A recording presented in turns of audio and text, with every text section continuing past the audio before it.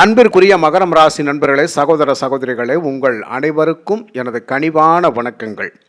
மகரம் ராசி நண்பர்களுக்கு இந்த நவம்பர் மாதம் 16ஆம் தேதி முதல் நவம்பர் மாதம் 22ஆம் தேதி வரை உங்களுக்கு நடக்கக்கூடிய பாசிட்டிவான நல்ல பலன்கள், அந்த வாரத்தில் என்ன நடக்கும், அந்த வாரம் நமக்கு ராசிக்கு எப்படிங்க இருக்கும்? மகர ராசிக்கு ஏதாவது அதிர்ஷ்ட வாய்ப்புகள் கிடைக்குமா? ஏதாவது பண வரவு இருக்குமா? ஒரு நல்ல வேலை அப்படிங்கிறது அமையுமா? அதாவது தொழில் ரொம்ப சிறப்பாக போகுமா? குடும்பத்தில் பிரச்சனை இல்லாமல் இருக்குமா? இந்த கடன் அப்படிங்கிற விஷயத்துக்கெல்லாம் ஏதாவது ஒரு பொருளாதாரம் நம்ம கைக்கு கிடைக்குமா? அந்த கடன் அடைக்கக்கூடிய வாய்ப்புகள் அப்படிங்கிறது கிடைக்குமா? வர வேண்டிய பணம் வருமா? அல்லது புதுசாக ஏதாவது லோன் கேட்டால் கிடைக்குமா? ஒரு மிகப்பெரிய கடனில் இருக்கிறேன், ஒரு குறைந்த வட்டிக்கு பணம் கிடச்சி அந்த கடனை அடைப்பதற்கான வாய்ப்புகள் கிடைக்குமா? இதையெல்லாம் தாண்டி கடனே இல்லாமல் ஏதாவது இந்த லாட்ரி அதிர்ஷ்ட வாய்ப்புகளுக்காக நான் முயற்சி பண்ணுறேன், ஜஸ்ட் அதில் எனக்கு ஏதாவது ஒரு பண வரவு கிடைக்குமா அப்படிங்கிற நிறைய கேள்விகள் அப்படிங்கிறது அந்த வாரத்தில் உங்களுக்கு கேட்க தோணும். இதை தான் நம்ம எதிர்பார்க்கக்கூடிய சில விஷயங்கள். இந்த எதிர்பார்ப்புக்கு அந்த வாரம் நமக்கான என்ன பலன் கிடைக்கும் அப்படிங்கிற தெளிவான விளக்கத்தோட பொதுவான பலனாக இந்த பதிவில் நம்ம பார்க்கலாம். நண்பர்களே, இந்த பதிவில் இந்த லாட்ரி அதிர்ஷ்டம் பற்றியும் சில விஷயங்கள் பேசியிருப்பேன். இந்த லாட்ரி அதிர்ஷ்டம் பற்றி பேசுகிற போது உங்களுக்கு அந்த வார்த்தைகள் கேட்டால் பிடிக்காது அப்படிங்கிறவங்க, அதாவது எனக்கு லாட்ரியில் கோடான கோடி பணம் வந்தாலும் எனக்கு அது தேவையில்லைங்க, இந்த லாட்ரியை பற்றி வீடியோ போட்டாலும் எனக்கு பிடிக்காது அப்படின்னு சொல்லக்கூடிய நபர்கள் தயவுசெய்து இந்த பதிவை பார்க்க வேணாம். அதனால் இந்த பதிவில் நானே அதிர்ஷ்ட வாய்ப்புகள் அப்படிங்கிறது மனுஷனுக்கு வேணும், அதை தெரிஞ்சுக்கிறதுனால என்ன தப்பு இருக்குது இல்லையா? அதனால் ஒரு ஜோதிடம் சார்ந்த தகவல்களில் இது முக்கியமாக நம்ம தெரிஞ்சக்கூடிய விஷயம்தான். இது தெரியாமல் போக வேண்டிய அவசியம் இல்லை, கண்டிப்பாக தெரிஞ்சுக்கலாம். அப்போ அந்த வாரத்தில் கிரக அமைப்புகள் பாருங்கள். குருவும் அதிசாரமாக உங்களுடைய ராசிக்கு 7ஆம் இடத்துல உச்சம் பெற்று வலுவாக இருப்பார். அவர் உங்களுக்கு 3ஆம் அதிபதி, தைரிய வீரிய தன்னம்பிக்கை ஸ்தானத்துக்கு அதிபதி அண்டு விரையாதிபதியும் அவர் தான். இவர் விரையாதிபதி அப்படிங்கிற அமைப்பில் அவர் 12ஆம் அதிபதி, அவர் 7ல் இருந்தால் என்ன பலன் கிடைக்கும், அந்த குரு பார்க்கக்கூடிய இடங்களெல்லாம் எந்த இடங்களை பார்க்கும், அதனால் நமக்கு என்ன பலன்கள் கிடைக்கும், மற்ற கிரகங்கள் நம்மளுடைய ராசிக்கு என்ன பலனை கொடுப்பதற்காக அமைந்திருக்கின்றன.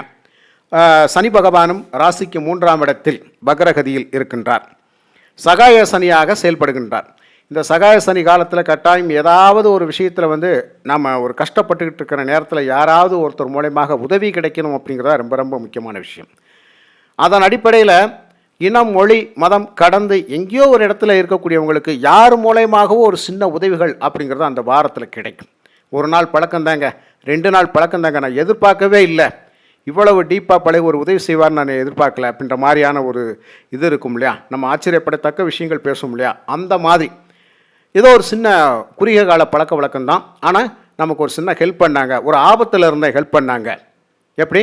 ஒரு ஆபத்தில் இருந்தேன், ஒரு இக்கட்டான சுச்சுவேஷனில் இருந்தேன், ஒரு 1 லட்ச ரூபா தேவைப்பட்டுச்சு, தலை போகிற காரியம் கேட்டேன், கிடச்சிருச்சு, ஒரு நல்ல பழக்க வழக்கத்தின் அடிப்படையில் ஒரு சப்போர்ட் பண்ணாங்க. இந்த மாதிரி அதாவது சகோதர வழியில் ஒரு சப்போர்ட்டிங் கிடச்சிது. இது வரைக்கும் சண்டை சச்சரவுகளோடு இருந்த ஒரு வேண்டா விருப்பாக இருந்த என்னுடைய நண்பர்களும் சகோதர சகோதரிகளும் கொஞ்சம் பாச பிணைப்போடு எனக்கு சப்போர்ட் பண்ணாங்க. அந்த மாதிரியான விஷயங்கள் அந்த வாரத்தில் நடக்கும், கண்டிப்பாக நடக்கும். அதுக்கப்புறம் பாருங்கள், 2ஆம் இடத்துல ராகு. எப்படினாலும் ஒரு அடுத்தவங்க காசு கூட நம்ம கையில் வாங்கி புழங்கக்கூடிய அமைப்பு அந்த வாரத்தில் நிச்சயமாக உண்டு. எப்படினாலும் காசு பார்த்துருவோம், எப்படினாலும் அந்த குடும்பத்துக்கு எப்படினாலும் பணத்தை பார்த்து எடுத்து ஒரு குடும்பத்துக்கு தேவையான அத்தனை விஷயங்கள் நம்ம நிவர்த்தி பண்ணிடுவோம் அப்படிங்கிற விஷயம் உண்டு. ஆனால் வாக்கு வன்மையில் மட்டும் கொஞ்சம் கவனமாக பார்த்து இருக்கணும். அதாவது ரொம்ப நம்ம பில்டப் பண்ணி பேச வேணாம், உள்ளது உள்ளவாறு பேசுவோம் அப்படிங்கிற மாதிரி. இந்த மகர ராசி நண்பர்கள் 2ல் ராகு பகவான் இருக்கிற பொழுது உள்ளது உள்ளவாறு பேசிட்டு விட்டுறணும். ஏன்னா ராகு பிரம்மாண்டப்படுத்துவார். அப்போ பிரம்மாண்டப்படுத்தி நம்ம எதாவது ஒன்று சொல்லிவிட்டு நம்மளால் செய்ய முடியாமல் போச்சுன்னு இக்கட்டான இது தானுங்க. அப்போ அது ஒரு பிரச்சனை தான். நீ தானே சொன்னேன், சொல்ல நம்பி தான் நான் அதை செஞ்சேன் இதை செஞ்சேன், இப்போ நீ கடைசியில் கை வரிச்சின்னா எப்படி, அந்த மாதிரி. அதே மாதிரி சொல்லிவிட்டு சொல்லலை அப்படின்னு சொல்கிறது, இந்த மாதிரி. இப்போ நீங்கள் ஒரு உண்மையான விஷயத்த சொல்லியிருப்பீங்க, ஆனால் ஆப்போசிட் நீங்கள் சொல்லவே இல்லை, அந்த மாதிரியெல்லாம் சொல்லுவாங்க. இப்போ இந்த இடத்துல வாக்கு வன்மையில் ரொம்ப கவனமாக இருக்கணும் அப்படிங்கிற விஷயத்த பார்த்துக்கோங்க. அந்த வாரத்தில் வாக்கு வன்மையில் கவனமாக இருங்கள். அதுக்கப்புறம் பாருங்கள், குருவனுடைய அதிசாரம் உச்சத்தில் இருப்பார் வக்ரகதியில் கடகராசியில். கடகராசி அப்படிங்கிற நேர் ராசி, நீர் ராசியில் 12ஆம் அதிபதி. கடல் கடந்த பயணம் அப்படிங்கிறது, இந்த கடல் கடந்து வெளி மாநிலங்களில் வெளிநாடுகளில் இருக்கக்கூடியவங்க, எங்கே வெளி நாடுகளில் இருக்கக்கூடியவர்கள் வச்சுக்கோங்கவே, இந்த 12ஆம் இடம் அப்படிங்கிறது வெளியூர் வாசத்தை சொல்லக்கூடியதான். அப்போ இதற்காக பணம் பொருள் சம்பாதிப்பதற்காக ஒரு வேலை விஷயமாக ஏதோ ஒரு பண பரிமாற்றத்திற்காக ஒரு நட்பு ரீதியாக நான் வந்து ஒரு வியாபார ரீதியாக நான் வெளியூர் போகிறேன், அதுக்கான வாய்ப்பு கிடைக்குமா அப்படின்னு கேட்டால் இந்த காலகட்டத்தில் அந்த வாரத்தில் அதற்கான வாய்ப்பு கிடைச்சிடும், கண்டிப்பாக கிடைச்சிரும். அதனால் வந்து அந்த பயணங்கள் மூலமாக ஒரு ஆதாயத்தை தேரக்கூடிய அமைப்பு அப்படிங்கிறது நிச்சயமாக உண்டு. அதில் எந்த ஒரு மாற்று கருத்தும் இல்லை.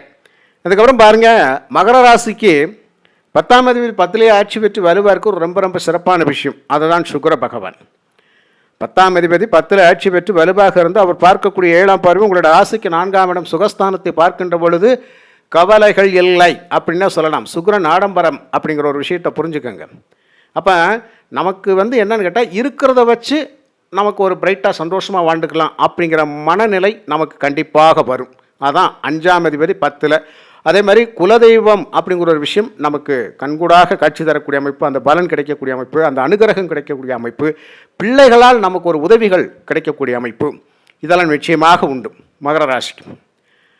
மாமியார் மாமனார் வழியில் ஒரு சின்ன சப்போர்ட்டிங் அப்படிங்கிறதெல்லாம் இந்த மகர ராசி நண்பர்களுக்கு கிடைக்கும். அது வந்து எல்லா நேரங்களிலும் நமக்கு அது வாய்ப்புகள் கிடைக்குமா அப்படிங்கிறத விட எந்த கிரகத்தினுடைய அடிப்படையில் அது கிடைக்கிது அப்படிங்கிறத நம்ம மெயினாக பார்க்கணும். புரியுதுங்களா? அந்த மாதிரியான ஒரு விஷயங்கள், நல்ல விஷயங்கள் எல்லாம் உங்களுக்கு நடக்கும். அப்போது 10ஆம் அதிபதி 10லே ஆட்சி பெற்றிருக்கிறாரு. அதாவது குல தொழில் அப்படிங்கிறது உங்களுடைய பரம்பரை தொழில் செய்யக்கூடியவர்கள் அதில் கொஞ்சம் இது வரைக்கும் ஒரு மேன்மை இல்லாமல் இருக்குதுங்க, கொஞ்சம் கஷ்ட நஷ்டமாகவே போயிட்டுருக்குது, இந்த மாதம் எப்படி இருக்கும், இந்த வாரம் எப்படி இருக்குன்னு கேட்டால் கொஞ்சம் நல்ல சிறப்பான பலன் அப்படி சிறப்பான ஒரு ஆதாயத்தோடு அந்த தொழில் ஓடிட்டுருக்கும் அப்படிங்கிறத நம்ம எடுத்துக்கலாம். அதுக்கப்புறம் பாருங்கள், லாபாதிபதி செவ்வாய் ஆட்சி பெற்று வலுவாக இருக்கிறார். லாபாதிபதி செவ்வாய் ஆட்சி பெற்று வலுவாக இருக்கக்கூடிய அமைப்பு. அதுக்கப்புறம் பாருங்கள், அவரே 4ஆம் அதிபதி 4க்கும் 11க்கும் உரிய செவ்வாய் 11ஆம் இடத்துல ஆட்சி பெற்று வலுவாக இருக்க முடியாது. அதை குரு பார்க்கின்ற பொழுது ரொம்ப ரொம்ப சிறப்பு. பொது இடங்களில் ஒரு மதிப்பு மரியாதை அப்படிங்கிறது நிச்சயமாக உண்டு. நமக்கு வந்து இது வரைக்கும் நான் ஒன்று சொன்னால் ஆப்போசிட்டில் ஒன்று பேசுகிறாங்க, எனக்கான மதிப்பு மரியாதைகளே குறைவாகுதுங்க, நான் ஒன்று நினச்சேன் நடக்கிறது ஒன்று நடக்குது, நான் எதிர்பார்த்தது நடக்க மாட்டேங்குது, இந்த மாதிரியான விஷயங்களெல்லாம் இருக்கும். பார்த்தீங்களா, நீங்கள் எதிர்பார்த்தது நடக்கிறது அப்படிங்கிறது தான் 11ஆம் இடம். அதில் அவரே ஆட்சி பெற்று வலுவாக இருக்கிறது, அவரை குரு பார்ப்பது அப்படிங்கிறது கண்டிப்பாக எதிர்பார்த்த காரியங்கள் நடக்கும், நிச்சயமாக நடக்கும். அதில் ஒன்றும் குறைகள் இல்லை. லாப நோக்கோடையே செயல்படுவோம், அதுதான் விஷயம். அப்போது மகராசி நண்பர்கள் அந்த வாரத்தில் எதுலேயுமே ஒரு லாப நோக்கோடையே செயல்பட போகிறீங்க. நடக்குமா நடக்காதா, கிடைக்குமா கிடைக்காதா அப்படிங்கிறத அந்த சந்தேகங்கள் நிவர்த்தியாகி கிடைக்கும் அப்படிங்கிற நம்பிக்கையோடு செயல்படுவீங்க. கண்டிப்பாக கிடைக்கும் அப்படிங்கிற விஷயத்தை புரிஞ்சுக்குங்க. புரியுதுங்களா? ஒரு விதத்தில் அதாவது மகர ராசி சரராசி. அப்போ சரராசிக்கு 11ஆம் அதிபதி அப்படிங்கிறது பாதகாதிபதியை அவர் வந்து நமக்கு ஆட்சி பெற்று வலுவாக இருந்தால் பாதகத்தில் செய்வார் அப்படின்னு ஒரு கேள்வி நீங்கள் கேட்கலாம், கட்டாயம் தோணும். அப்புறம் எப்படி எனக்கு லாபம் கிடைக்கும், நஷ்டம் தானே கிடைக்கும், கை கட்டினது வாய் கட்டாமல் போகும், எப்படி மூத்த சகோதர வழியிலால் எனக்கு ஒரு உதவி செய்வாங்க, இந்த 11ஓட மூத்த சகோதரம் அப்படிங்கிறது ஒரு இளைய தாரத்தை சொல்லக்கூடியது, 2வது திருமணத்துக்கான வாய்ப்பு அந்த இடத்துங்களெல்லாம் சொல்லக்கூடியது இந்த 11ஆம் இடம் அப்படிங்கிறது. அப்போ என்னுடைய அபிலாஷைகள் எப்படி ஐயா பூர்த்தியாகும் நீங்கள் சொல்கிறது அப்படின்னு கேட்கலாம். அங்கே தான் நாம் ஒரு விஷயத்தை நல்ல கவனிப்பாக பார்க்கணும். குரு பார்க்கிறார் அந்த இடத்தை, குரு பார்க்கும் இடத்துக்கு பலனை பன்மடங்காக செய்வார் இல்லையா? அப்போ இங்கே பாதகம் எப்படி இருக்கும், பூமி சம்பந்தப்பட்ட விஷயங்கள் அப்படிங்கிறது, நிலம்பலம் சம்பந்தப்பட்ட விஷயங்கள், வண்டி வாகனம் சம்பந்தப்பட்ட விஷயங்கள், ஒன்றல்ல 2. அதாவது இந்த நமக்கு வீட்டில் வந்து ஒரு பையனுக்கு ஒரு வண்டி வாங்கினேன், பொண்ணு வண்டி கேட்டுருச்சு, கட்டாயம் வாங்கி கொடுக்கணும், அந்த மாதிரியான ஒரு இதில் போயிடுவீங்க. அதுக்கப்புறம் என்ன ஆகும், தாயானோட உடல்நிலை கொஞ்சம் நல்ல சிறப்பாக இருக்கும் அப்படிங்கிற விஷயத்தை புரிஞ்சுக்கோங்க. இதெல்லாம் நல்ல விஷயங்கள் தான். ஆக ஒரு லக்ஸுரியஸான லைஃப் ஸ்டைல் அப்படிங்கிறது 4ஆம் இடம். அந்த 4ஆம் அதிபதி 11ஆம் இடத்தில் ஆட்சி பெற்று வலுவாக இருக்கணும், அவரை குரு பார்ப்பது அப்படிங்கிறது ரொம்ப சிறப்பு. இங்கே பார்த்தீங்கன்னா சுக்கிரனும் ஆட்சி பெற்று வலுவாக இருக்கிறார் 10ஆம் இடத்துல. அப்போது பொருளாதார மேன்மை அப்படிங்கிறது அந்த வாரத்தில் ரொம்ப சிறப்பாக இருக்கும். கேட்ட இடத்துல பணம் கிடைக்கிறது, உதவி உபகாரங்கள் கிடைக்கிறது, போன காரியங்கள் சக்ஸஸ் ஆகிறது, ஒரு தடை தாமதங்கள் இல்லாமல் ஒவ்வொரு விஷயம் நடக்கக்கூடியது, நமக்கு எல்லாருமே கொஞ்சம் சப்போர்ட்டிங்கோடு பேசக்கூடியது, இதெல்லாம் நடக்கும். அது மட்டும் அல்லாமல் இந்த குரு 7ஆம் இடத்துலேருந்து ராசியை வேறு பார்க்குறாரு இல்லையா, சுபமங்கள நிகழ்வுகள் கண்டிப்பாக குரு பார்த்தால் இந்த இடத்துல கல்யாண வயதில் இருக்கக்கூடியவங்களும் அந்த கல்யாண காட்சிகள் கூடி வரக்கூடிய அமைப்பு அப்படிங்கிறது, கணவன் மனைவி ஒரு இணைவு அப்படிங்கிறது நல்லா இருக்கும். அது மட்டும் அல்லாமல் இன்னொரு விஷயம் என்ன அப்படின்னு கேட்டால், எதுலேயுமே ஒரு பிரைட்டாக சந்தோஷமாக மகிழ்ச்சியாக இருக்கக்கூடிய அமைப்பு அப்படிங்கிறது இந்த காலகட்டத்தில் இருக்கும். ஏன்னா ராசியை குரு பார்க்குறது ஒளி கிரகம், அந்த மகர ராசியின் மீது விழுகின்ற பொழுது மகர ராசி நண்பர்களுக்கெல்லாம் இங்கே ஒரு பிரைட்டான விஷயங்கள் நம்மளை நாமே அறியாமலே ஏதோ ஒரு சந்தோஷம் குதூகலம் மகிழ்ச்சியில் இருக்கக்கூடிய அமைப்பு.